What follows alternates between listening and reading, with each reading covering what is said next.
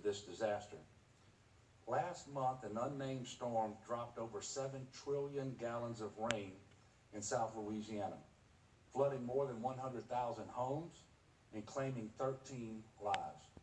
Roughly 30,000 search and rescues were performed, with 11,000 citizens being sheltered at the peak of the flood. There were 19,900 Louisiana businesses and 278,500 Louisiana workers disrupted by this flood. To put the truly historic nature of this flood into perspective, South Louisiana received more rain in 48 hours than the Mississippi River discharges into the Gulf of Mexico in 18 days. It was a once in a 1,000-year storm event that left 3 times as much rain in Louisiana as Hurricane Katrina did 11 years ago. And while the storm didn't have a name, every person that it affected does. Homes and businesses that had never flooded before were suddenly underwater. Many families lost everything, not just their homes. They lost priceless possessions that no amount of assistance can ever replace.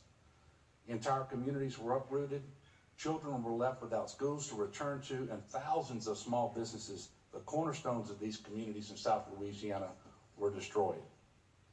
As of this morning, more than 140,000 households have registered for assistance with FEMA. Our early, and it is still early, estimates show that a minimum of $8.7 billion in losses have been sustained in the state of Louisiana in housing and economic impact, and that does not include public infrastructure damage.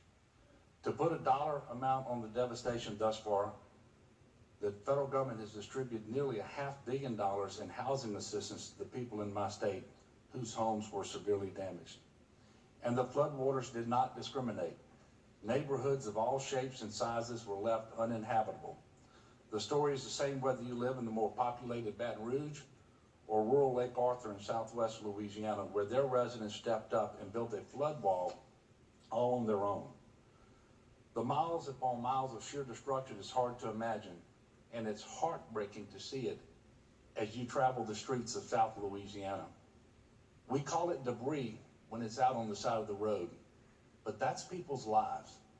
Those are the most precious possessions that they had.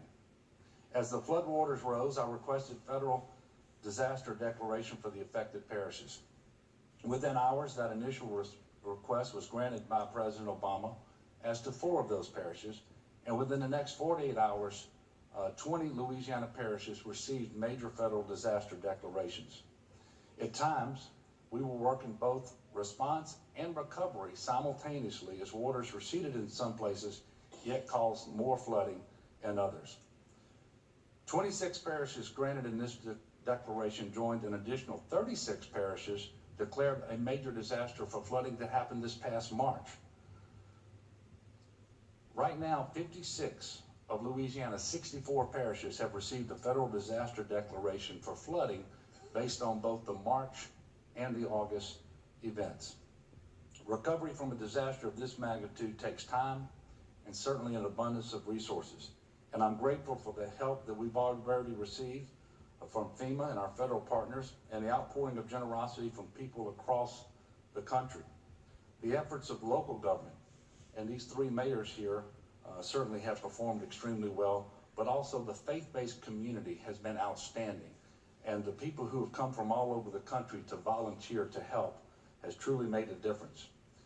And I want to thank the federal government for a quick response. We received word from the president yesterday that the federal portion of the cost share related to public assistance will be adjusted to 90% of the cost instead of the customary 75%. We certainly appreciate that.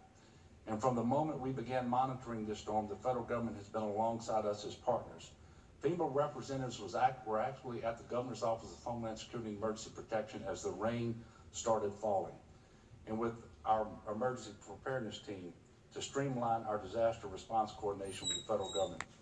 And I've had the opportunity to meet with Administrator Bugate in Louisiana on 3 separate occasions since this storm happened. I also have had an opportunity to just meet with Tony Robinson, who's sitting in my left, and you're going to hear from him in a minute. And together, he and I and a team of folks traveled to just about every parish affected by the flooding, both while we were in the response and as we transitioned into the recovery. So I'm thankful for the quick response that we've received, but I am under no illusion that the response has been perfect. And I, like you, urge FEMA to ramp up the delivery and installation of manufactured housing units in Louisiana. While the response in terms of receiving manufactured housing units after this storm has been the quickest in terms of any other Louisiana flooding disaster, it certainly has not been fast enough for our families who've lost their homes and have no place to go. Nearly 1 month after this flooding began, 662 families have been approved for manufactured housing. However, only 48 manufactured housing units are currently in the process of being installed. So I'm asking FEMA to explore ways in which it can expedite this process to ensure that those who've been impacted by the flood can transition more quickly into a stable living environment. I recognize that this is not the FEMA of 11 years ago, but we can always learn how to best serve those in need. We can always improve our response to disasters, and we can always strive to make times of disaster easier on the people who are impacted. Floodwaters in Louisiana touch places that have never flooded before and are not in flood zones.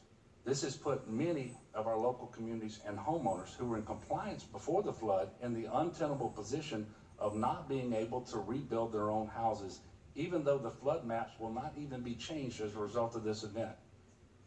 80% of the homeowners whose homes were damaged did not have flood insurance. Louisiana has learned from the aftermath of other weather events like Superstorm Sandy how to effectively mobilize from response to recovery as we work to address the housing needs of individuals and families displaced by the flood.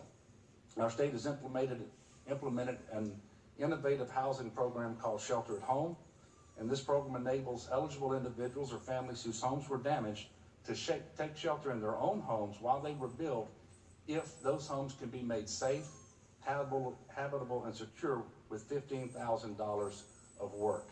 And the people want to go home. The focus of this program is simple. We want them to be able to go home and back to their communities, their schools, their churches, and their places of employment. And while it doesn't make a family whole and it doesn't fully repair a home, it does help the families get a jump start on their full recovery. And we're operating this program in partnership with the federal government, and we've had more than 17,500 homeowners register for the program in the 2 weeks since we launched it, indicating a real desire to return home and to a sense of normalcy. And it is within this framework that we traveled to the nation's capital yesterday to seek much needed assistance for our state's recovery efforts. And I'm calling on Congress, respectfully requesting Congress to support a supplemental appropriation of $2 billion for community development block grant funds to allow for public investments in housing, economic development, and resilience infrastructure. Louisiana's housing need is projected to exceed $1.2 billion alone, with an outlook of $3 billion in economic loss, including $110 million in losses to the farming community, and the preliminary estimates of $8.7 billion in damages that do not include public infrastructure losses. The $2 billion request for CDBG funds is a necessary step to rebuilding Louisiana, and simply put, we cannot recover without it. I'm also asking Congress to clear the $724 million backlog of Federal Highway Administration emergency relief funding to ensure that our state can effectively manage the rebuilding of infrastructure crippled by the flood. Rising flood waters forced the closure of over 200 highways statewide, including every single interstate in our state except for one. There were approximately 30 state roads that were washed out as a result of the flood. And by clearing the emergency relief funding backlog, Louisiana would be able to receive $14 million from the March flood and $25 million from the August flood to help address our most critical infrastructure needs. And although this was a 1,000-year flood event, it is imperative that we protect our state and citizens from more extreme weather events in the future. And to that end, I joined with Congressman Graves in requesting $125 million in funding for the Corps of Engineers to fully fund the Comeet River Diversion Project, which has been on the books and underway for 20 years. The completion of this project, coupled with the completion of the Amite River Basin Study, will allow our state to rebuild communities in a safer and more resilient manner. I also believe that it's critically important to address the social service needs of Louisiana families, particularly children who've suffered through the trauma of this disaster. The ability of our state to provide quality mental health and support services to disaster-affected populations is crucial, and to that end, I'm requesting a supplemental appropriation of $92 million in social services block grant funding to provide support services to the vulnerable individuals and families affected by this disaster. Louisiana will move forward. The resilient spirit of our people will never cease to amaze me, but we still need help to truly and fully recover. We have a long road ahead of us to meet the needs of our citizens, our communities, our economy, and our infrastructure. And I look forward to working with Congress with the support of Louisiana's congressional delegation, as well as with this administration and the next, to ensure that our great state fully recovers from the historic and unprecedented flooding that has turned too many lives upside down. Thank you very much, Mr. Thank you, Governor.